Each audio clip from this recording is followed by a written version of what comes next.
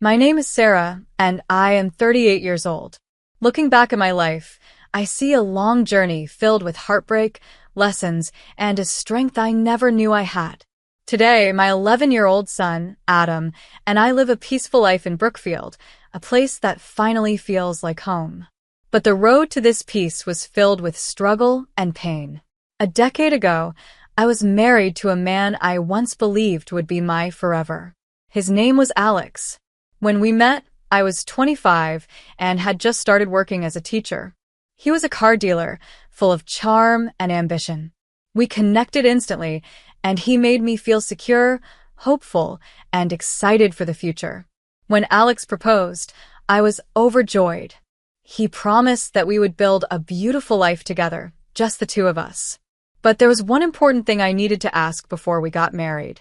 Alex, I asked one evening, will we be living with your mom after we get married? He laughed and shook his head. No way. She loves her independence. Besides, I know how to set boundaries. I trusted him. His mother, Mary, had lived alone since her husband passed away. She seemed nice enough, so I thought everything would be fine. I had no idea how wrong I was. The first month of marriage was wonderful. Then things began to change. At first, everything seemed normal. Alex and I enjoyed our time together, settling into our new life as husband and wife. But just a few weeks after our wedding, small things started to feel off. It began with unannounced visits. One quiet afternoon, Alex and I were relaxing at home when the doorbell rang. I wasn't expecting anyone. Who could that be? I muttered.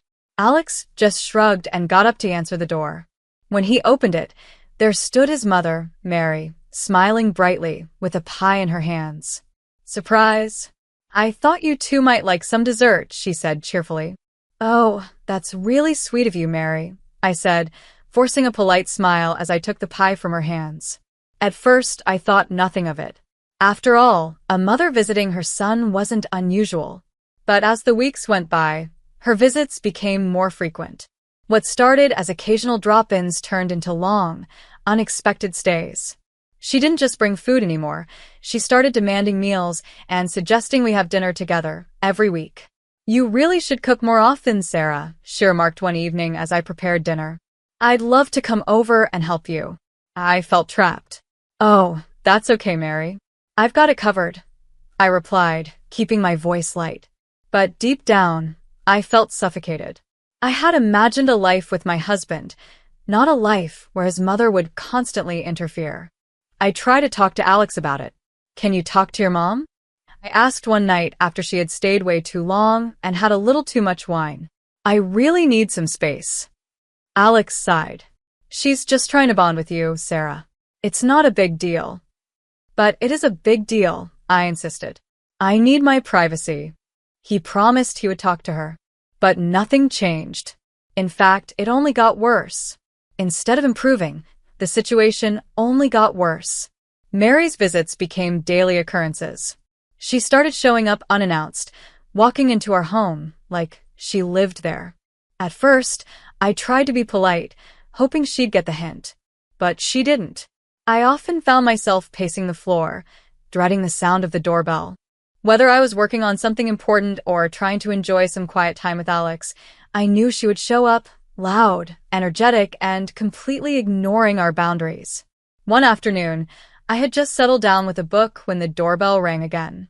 I took a deep breath before answering it, already knowing who it was. Sure enough, there stood Mary, holding a bag of groceries. Hi, dear.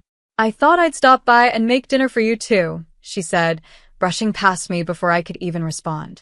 Mary, that's really kind of you, but I already planned dinner, I said, forcing a smile. Oh, nonsense. I'll just add to it, she said cheerfully, heading straight into the kitchen. I clenched my jaw.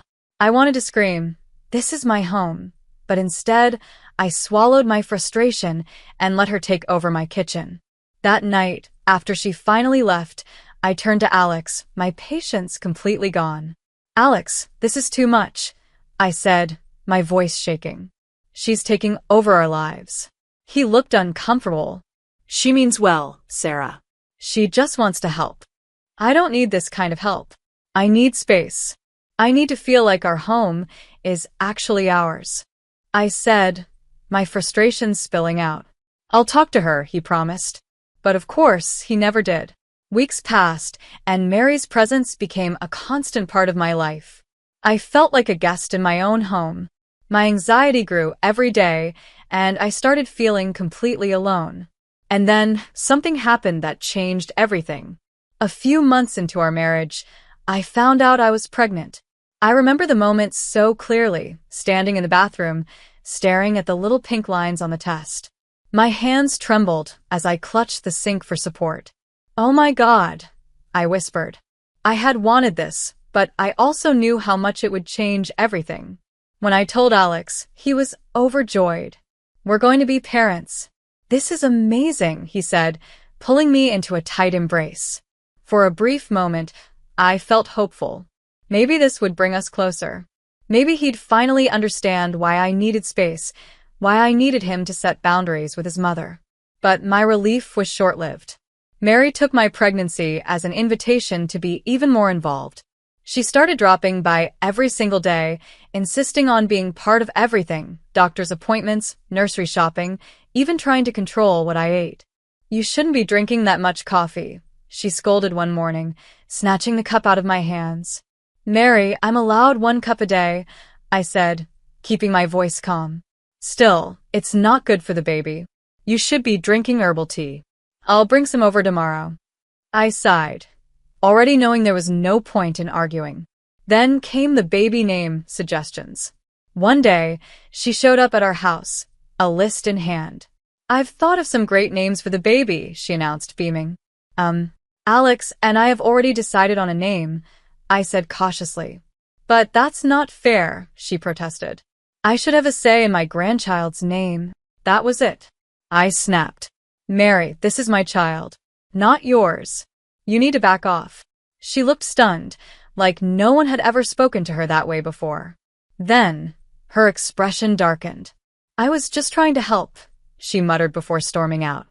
I expected Alex to support me. Instead, he was angry at me. "Did you have to be so harsh?" he asked later that night. "Alex, she's trying to take over our lives." I shouted, exasperated. "I can't take it anymore." He sighed, rubbing his forehead. "I'll talk to her." But as always, nothing changed. As my due date approached, I felt more exhausted and isolated than ever. I knew if I stayed in that house, I'd have no peace. So for the last few weeks before the birth, I moved in with my parents in a different city. "You'll be safe here, sweetheart," my mom assured me, rubbing my back. And for the first time in months, I finally felt some relief. Then Adam was born, and that's when things truly spiraled out of control. The moment I held my son, Adam, in my arms, I felt a wave of love and protection I had never known before. He was so tiny, so perfect. I knew I would do anything to keep him safe. For the first 24 hours, I was in a blissful bubble. My parents were by my side, helping and supporting me. Alex was thrilled, though I could tell he was stressed about handling things back home.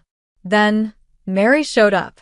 I was still in my hospital bed when the door opened, and there she was, holding a piece of paper with a smug smile. "I've thought of some great names for the baby," she announced, stepping inside as if she owned the place. I sighed deeply, already exhausted from the birth. "We've already decided on a name. His name is Adam." Her face dropped instantly. "But that's not fair. I should have a say in naming my grandson." I looked at Alex for support, but he stayed silent. "Mary," I said as calmly as I could, "this is our child, not yours. The decision is made." She huffed but didn't argue further. Still, the visit was draining, and I was relieved when she finally left. I prayed that when we got home, I'd get some peace. I was so wrong. From the moment we returned home to Brookfield, Mary took over. She showed up every single day, disrupting Adam's sleep, insisting on holding him whenever she wanted, and telling me everything I was doing wrong. "You need to swaddle him tighter. He looks hungry. Are you sure you're feeding him enough? You should let me stay over to help you at night." I was exhausted. I could barely function from the lack of sleep, and having her constantly criticizing me in my own home was unbearable. One day, she barged in unannounced while I was trying to breastfeed Adam. "Oh, don't be shy," she laughed when she saw my shocked face. "I've done this before." I was furious. "Mary, I need privacy. You can't just walk in whenever you want." She rolled her eyes. "I'm just trying to help." That night, I finally broke down in front of Alex. "Alex, I can't do this anymore," I sobbed. "She's making my life miserable, and you're letting it happen." He looked uncomfortable, but he didn't defend me. "She's just excited about being a grandmother," he muttered. I stared at him, my heart sinking. "You promised me boundaries, Alex. You lied." He looked guilty, but he didn't argue. I knew then that I was on my own. And then the worst happened. One afternoon, when Adam was 3 months old, I had to run some errands. I asked Alex to watch him, but Mary was there too. I hesitated. I didn't trust her, but Alex promised he'd be there. "I won't leave him alone with her," he assured me. Reluctantly, I left. When I returned home, I could hear Adam screaming from outside the house. My heart pounded as I rushed inside. "Why is he crying?" I shouted, running toward his room. I found Mary looking flustered, pacing the living room while Alex sat on the couch, doing nothing.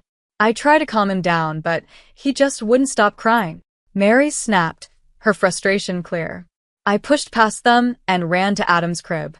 He was red-faced, trembling, and screaming at the top of his lungs. I scooped him up, holding him close, trying to soothe him. "What happened?" I demanded, my panic rising. And then I saw it.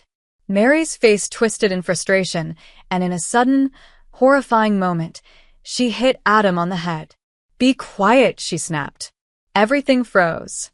For a second, Adam stopped crying. Then he let out a weak, gasping wail, and suddenly, he went limp. My world shattered. "What did you just do?" I screamed. Alex jumped to his feet, but still said nothing. He looked shocked, but he didn't stop her. I didn't have time to argue. I ran out of the house, holding Adam's tiny, lifeless body, and drove straight to the hospital. I prayed the whole way, begging for my son to be okay. I sat in the sterile hospital waiting room, my hands shaking as I clutched Adam's tiny blanket. My heart pounded in my chest, a terrifying rhythm that echoed in my ears. What if he didn't wake up? What if I lost him? The fluorescent lights above buzzed softly, but the silence in the room felt deafening. I kept staring at the double doors, praying for a doctor to walk through and give me good news. Finally, after what felt like an eternity, a man in a white coat approached me. "Are you Adam's mother?" he asked, his voice calm but serious. I shot up from my seat, desperate for answers. "Yes." "How is he? Is he okay?" The doctor sighed. "Your son is stable for now, but we have concerns.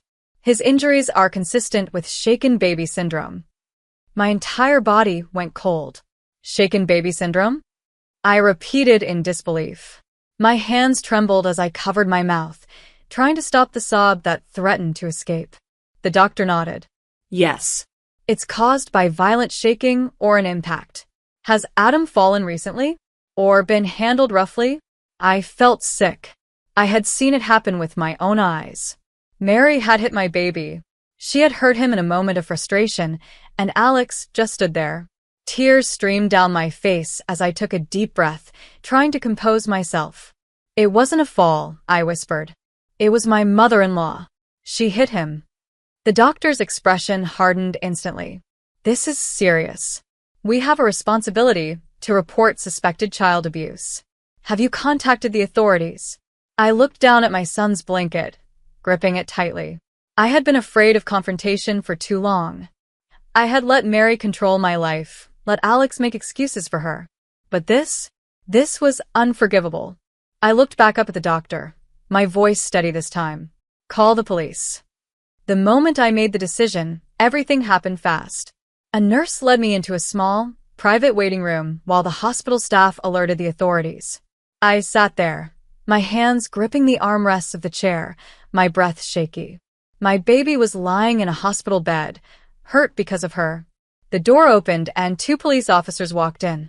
One of them, A tall man with a serious expression pulled out a notepad. Miss Sarah, we understand that you reported an incident of child abuse involving your son. Can you tell us exactly what happened?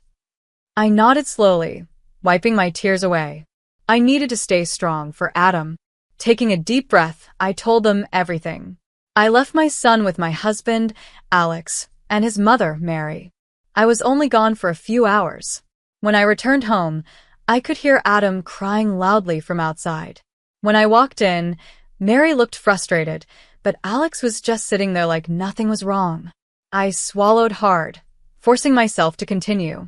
I picked up my son and tried to comfort him, but she was so angry. And then, I saw her do it. She hit him on the head. One of the officers stiffened. She struck an infant. I nodded, my voice breaking. Yes. And right after that, he went limp. I rushed him here as fast as I could. The officer exchanged a glance with his partner before turning back to me.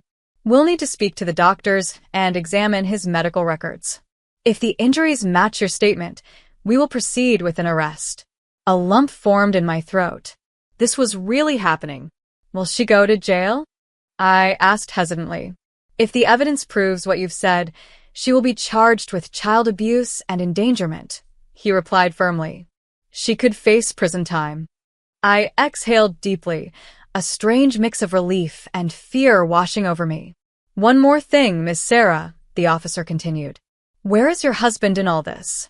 You said he was present when it happened. I felt my stomach tighten. He saw it, I admitted, my voice barely a whisper. He saw everything, and he did nothing. The officer frowned. That's serious. If he knew his mother was harming the baby and failed to intervene, he could also be held accountable. I looked down at my lap, my fingers twisting nervously. I had spent years waiting for Alex to defend me, to stand up for me. He never did. And now he had failed our son. This was the moment of truth. Do you want to press charges against him as well? The officer asked. I took a deep breath. I already knew my answer. I sat there, staring at the officer. His question echoed in my mind. Do you want to press charges against Alex as well? Alex. The man who had promised to protect me. The man who had vowed to be a good husband, a good father. But when the moment came to protect his own child, he did nothing. I felt a lump in my throat. Miss Sarah, the officer prompted gently. I lifted my head, my voice calm but firm. Yes. I want to press charges against both of them. The officer nodded. We'll proceed with the investigation. For now, we'll need your official statement in writing. Do you feel safe returning home? Home. The place where my baby had been hurt. I shook my head. No. I can't go back there. Not while he's still there. Do you have somewhere safe to stay? I thought about my parents. They had always welcomed me with open arms. I had stayed with them before Adam was born, and I knew they would take me in again without question. Yes. I'll go to my parents' house, I replied. The officer stood up. That's a good decision. We'll notify you once we've made the arrests. In the meantime, focus on your son. I nodded, holding back tears. I looked toward the hallway, where my little boy lay in his hospital bed, hooked up to machines that monitored his tiny heartbeat. I had failed to protect him before. I would never fail him again. Later that evening, I sat beside Adam's hospital crib, gently stroking his little hand. His breathing had stabilized, and the doctors assured me that with time, he would recover. I had just started drifting off when my phone buzzed. Unknown number. I hesitated before answering. Hello. Miss Sarah, this is Officer Bradley. I wanted to inform you that both Mary and Alex have been taken into custody. I let out a shaky breath. They're both in jail? I asked, my heart pounding. Yes. Mary was arrested on charges of child abuse and endangerment. Alex is being charged as well for failing to protect his child and being complicit in the abuse. I covered my mouth, tears spilling down my cheeks. It was finally over. I also need to inform you that Mary is denying everything. She claims Adam must have fallen out of his crib, the officer continued. I let out a bitter laugh. Of course, she was lying. But the medical evidence supports your claim, and your testimony will be crucial in court, he added. I nodded, even though he couldn't see me. I'll do whatever it takes. That's good to hear. Stay safe, Ms. Sarah. We'll be in touch soon. I hung up, my hand still shaking. For the first time in years, I felt something I hadn't felt in a long time. Freedom. The trial process was long and exhausting. I had to relive everything. The intrusion, the emotional manipulation, the way Mary had slowly taken control of my life. And worst of all, the moment she had hit my baby. She sat across from me in the courtroom, her expression cold and unremorseful. Alex, on the other hand, looked defeated. He wouldn't even meet my eyes. The prosecutor laid out all the evidence. The medical reports, the hospital records, my statement, the doctor's testimonies. When it was my turn to speak, I took a deep breath and looked straight at the judge. This isn't just about me, I said, my voice steady. It's about my son. He is an innocent child who was harmed by the very people who were supposed to love him. I refuse to let anyone, not even family, jeopardize his safety ever again. I saw the judge nod slightly, his face serious. After weeks of testimony, the final verdict came. Mary was found guilty. She was sentenced to prison time and ordered to attend mandatory therapy and parenting classes. Alex was given a lesser sentence, but he was stripped of parental rights until he could prove he was capable of protecting his son. I walked out of that courtroom feeling lighter than I had in years. It was over.